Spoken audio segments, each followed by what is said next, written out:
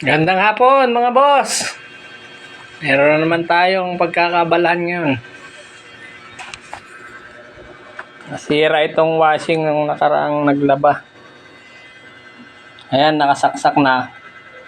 Pero hindi umiikot. Kasi nasira yung timer, nasunog. Kaya ang natira na lang itong wire. Pag pinagdikit mo itong dalawang wire, ayan o, umiikot siya. Pag dito naman sa isa, umiikot siya, kabaligtad naman. O, diba? Gumagana naman siya kaso walang timer.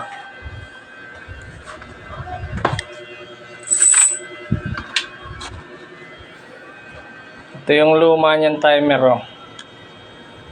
Nasunog na siya, oh. Pinasok na siya ng tubig.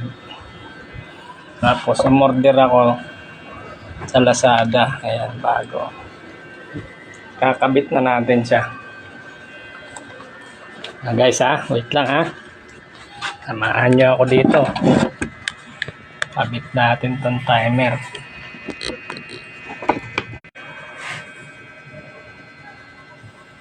Diyan lang kayo, guys.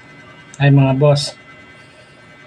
Kabit lang natin to timer natin.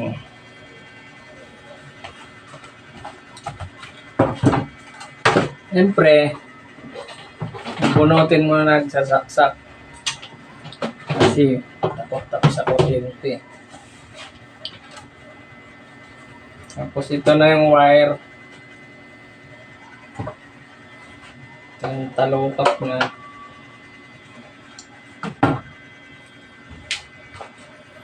Yung timer na to, maraming klase to. Bago kayo umorder, tingnan nyo yung nakakabit sa washing nyo kung ilang wire. Meron kasing ano nyan 3 wires, 5 wires, saka 6 wires. Itong sa akin, 3 wires lang to. Kaya 3 wires lang din in-order ko. Tapos may isa pa kayong tatandaan dito.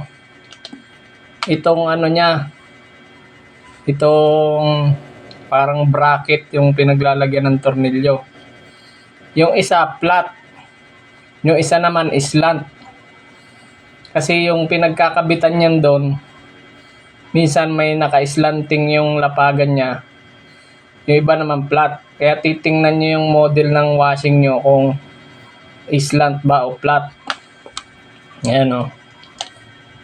Nung nakaraan, nagkamali ako ng order. Kasi pangalawang palit ko na to. Ito pangatlo na. Ang na-order ko, flat. Kasi di ko pa alam So nahirapan ako magkabit. Tinabasan ko pa yung yung pagkakabitan. Kinater-kater ko pa. Tapos para lang sumakto.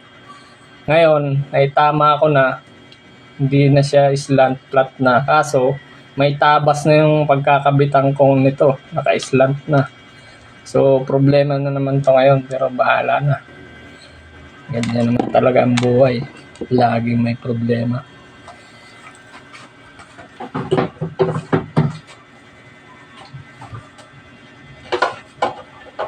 So, cutting ko lang yung layo para yung wire. Putulan ko na kasi sobrang haba ng wire dito. Nababasa lang. Ayan. Siguro tanggalin ko na lang tong mga luma. Ayan. Madali lang naman to. Kasi may kulay na to color coding na to Ayan. Butulin ko na lang.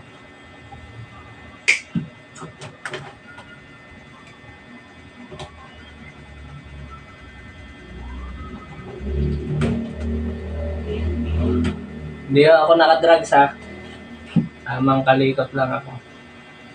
Kasi kailangan. Mas mura yung timer kaysa sa bili ng bagong washing. Tapos di ko na ipapagawa sa iba. Ako na lang.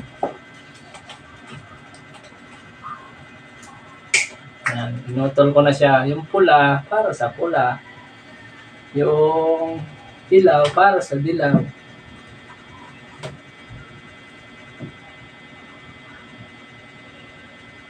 Yan. Idugtong lang natin yan.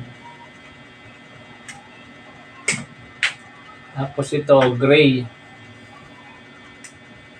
Yung galing dun sa linya ng washing, gray.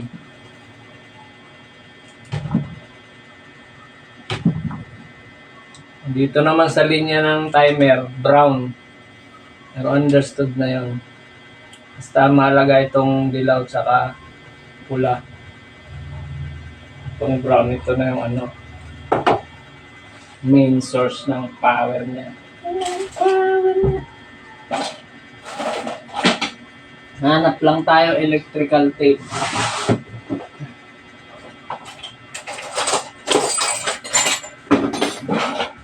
Kaso walang electrical tape. Ang inuubos na ni Franz sa kanyang project. Nalimutan kong isabay sa Lazada. Kaya meron ditong packing tape. Tipan muna natin tong yung isa lang muna. Para wag lang magdikitan.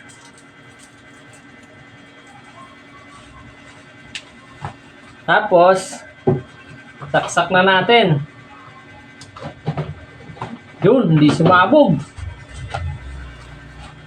Tapos,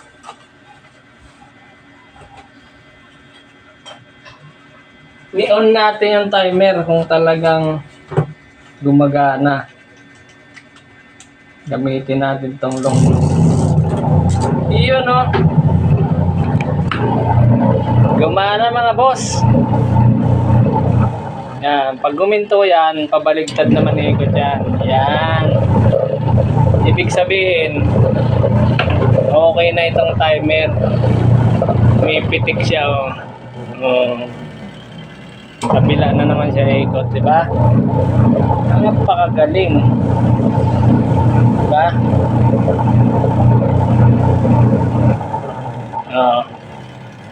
So ngayon, tapos na. Ang susunod na gagawin na lang kaya symbol ko na lang to. Symbol ko na lang ha. Hindi ko na ipapakita sa inyo yan. Basic na yan ha. Thank you for watching.